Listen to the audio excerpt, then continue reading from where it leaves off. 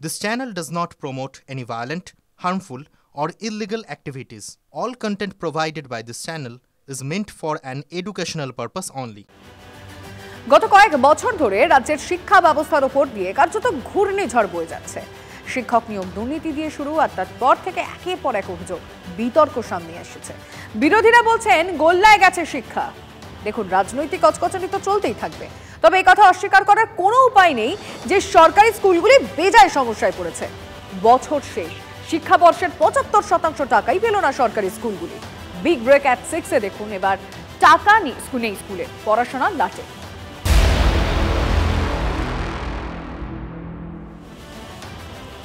সরকারি স্কুলে পৌঁছলো না দৈনন্দিন খরচের টাকা। অভিযোগ, স্কুলগুলি কম্পোজিট গ্রান্টের টাকা পায়নি। আর এর জেরে কি হচ্ছে জানেন? সেই সমস্ত তথ্য আপনাদেরকে আজকে বিগ ওয়ালে দেব। কি জানা যাচ্ছে একবার বিগ ওয়ালে খেয়াল করুন। স্কুলগুলিকে এনজিওর দ্বারস্থ হতে হচ্ছে, আর পুকুরের মাছ বিক্রি করে চক ডাস্টার কিনছে স্কুল কর্তৃপক্ষ। চুক্তিভিত্তিক কর্মীদের টাকা দিতে পারছে না অনেক স্কুল।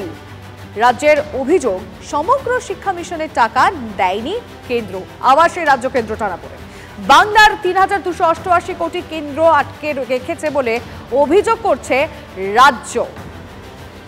সুতরাং কোথায় গিয়ে বিষয়টা দাঁড়াচ্ছে বুঝতে পারছেন।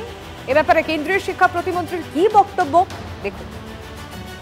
তারা রিক্রুটমেন্টে প্রথমে করাপশন করে শিক্ষা ব্যবস্থাকে বছর পর বছর শিক্ষক থেকে বঞ্চিত রেখেছে।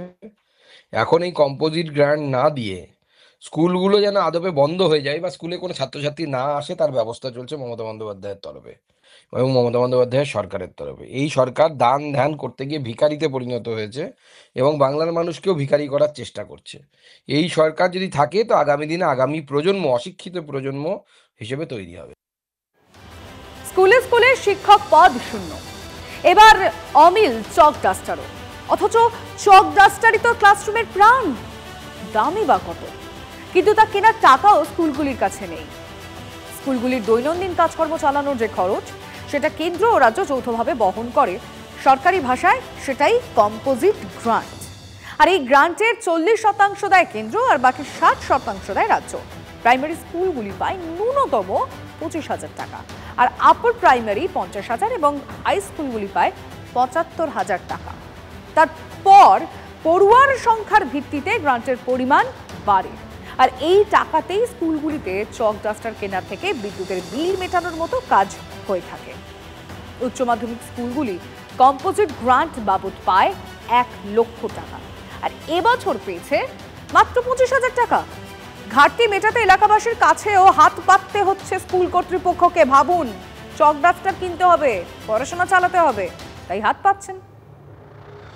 সমস্ত কিছু বৃদ্ধি হচ্ছে, অর্থাৎ পুজো কমিটিগুলো টাকা বর্ধিত হারে পাচ্ছে, আমাদের লক্ষ্মীর ভাণ্ডারের টাকা বর্ধিতভাবে পাচ্ছে, কিন্তু স্কুলগুলোর জন্য বরাদ্দ টাকা 1 বছর চলে যাচ্ছে, এখনো টাকা বহু স্কুলের ব্যাংক অ্যাকাউন্টে ঢোকেনি। শিক্ষা দপ্তর এটা নিয়ে যদি না ভাবে, অব্যবস্থা তৈরি হবে, সঠিক পঠন পাঠনের পরিবেশ বজায় থাকবে না।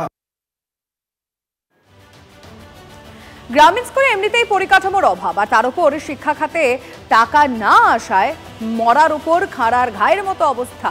দাবি স্কুল কর্তৃপক্ষের। এই চক ডাস্টার দিয়ে ক্লাসে শেখানো হচ্ছে ঘড়ির অঙ্ক।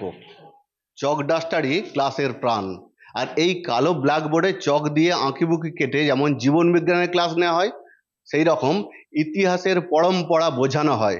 যেখানে স্কুলে শূন্য পদ, আর যেখানে চক ডাস্টারও অমিল, সেখানে শিক্ষার আর কি রইল? 24-25 যে ফিনান্সিয়াল ইয়ার, এখন পর্যন্ত কোনো কম্পোজিট গ্রান্ট আমরা পাইনি। দোকানদাররাও সব জেনে গেছে যে পয়সা দেয়নি, পয়সা এলে পাবো, না হলে মাস্টারমশাইরা তো আছেই, পকেট থেকেও দিয়ে দেবে। সবই ক্ষেত্রেই আমাদের চক ডাস্টার লাগে, কিন্তু চক ডাস্টারের জন্য এই বছরের টাকা পয়সা অ্যালট আমরা পাইনি। কিন্তু আমরা চক ডাস্টার তো এনে আমরা তো করছি, ক্লাস করছি, কিন্তু সেগুলো এখন ধারই আনছে আমাদের সুভাষ স্যার। উনি ধারের সব নিয়ে আসেন, পরবর্তী ক্ষেত্রে যখন আবার টাকা পয়সা দেন তখন আবার সেগুলোকে পরিশোধ করেন। মুর্শিদাবাদে গ্রেফতার বাংলাদেশি যুবক। মঙ্গলবার রাতে সুতি থানার ঝাপঘাটি এলাকা থেকে যুবককে গ্রেফতার করা হয়েছে বলে জানা যাচ্ছে এবং ধৃত মোহাম্মদ মেহেদির বাড়ি বাংলাদেশের চাঁপাই নবাবগঞ্জ জেলার শিবগঞ্জে।